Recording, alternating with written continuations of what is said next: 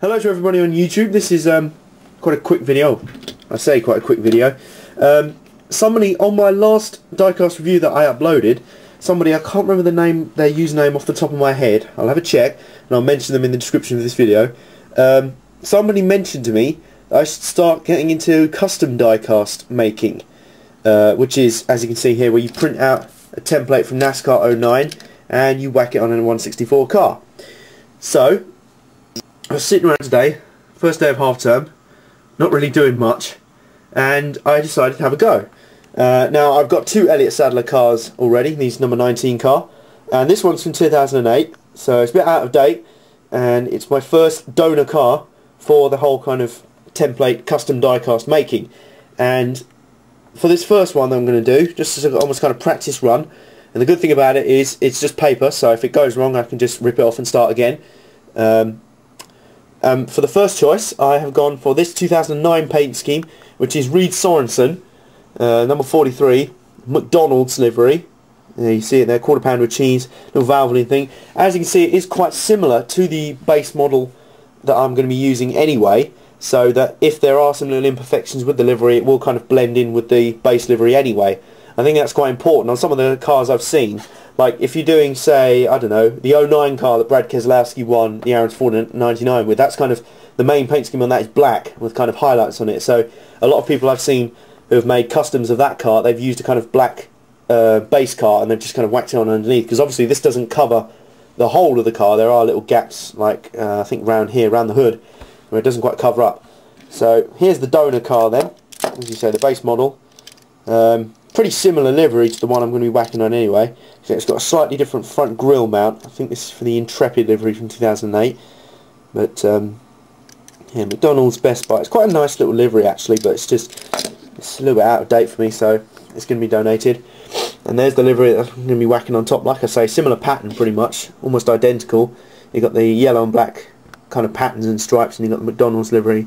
The only little difference is in the list, little changes here, like the Air Force thing and quarter pound with cheese, and there it is up on the screen on paint.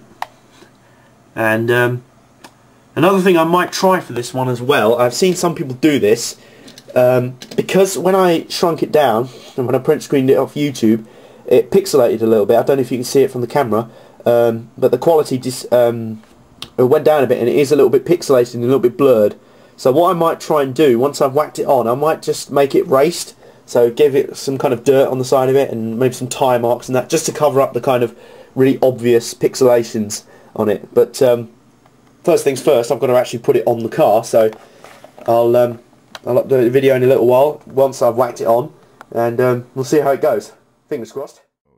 As K-Billy's super sounds of the 70s weekend just keeps on trucking. Right, here is the kind of finished result. It's kind of a partial custom in the end, because it's pretty much the same livery. The 2008 car that I used as a base, pretty much the same livery as the 2009 car. All this one really was in the end was changing the numbers. It's all I could do in the end, because I didn't quite get the sizing of the template right. That's what I used in the end. I didn't quite get the sizing of it right, so I can only kind of squeeze in these bits. It's not great, but for a first run, it doesn't look too bad. The numbers look pretty good on the car, and about 10 minutes or so, and with some sellotape and some scissors, and also I use this as well as a scalpel, but I would advise you to be very, very careful if you use these, because they can do serious harm if you end up cutting yourself. Just be very careful, basically. And this is coming from a 17-year-old.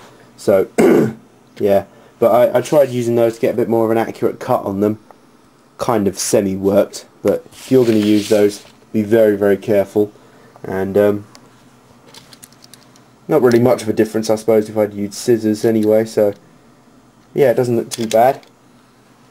And a few hours ago, I had a 2008 Elliott Sadler number 19 McDonald's car, and now I have, supposedly, a 2009 Reed Sorenson number 43 McDonald's car. Just about. I think that looks pretty good from a distance. What do you reckon? the side. Rear, no change there.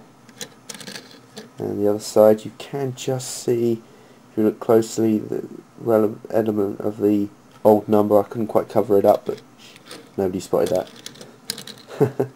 But yeah, that's how it looks. And there's my first kind of custom die cast, in inverted commas. First one done. And comment and rate and, you know, do general stuff. And tell me what you think of it. And I'll be back very soon with a couple more custom diecasts, as well as normal diecast reviews and other stuff. You know what I do. So I'll see you there. Goodbye.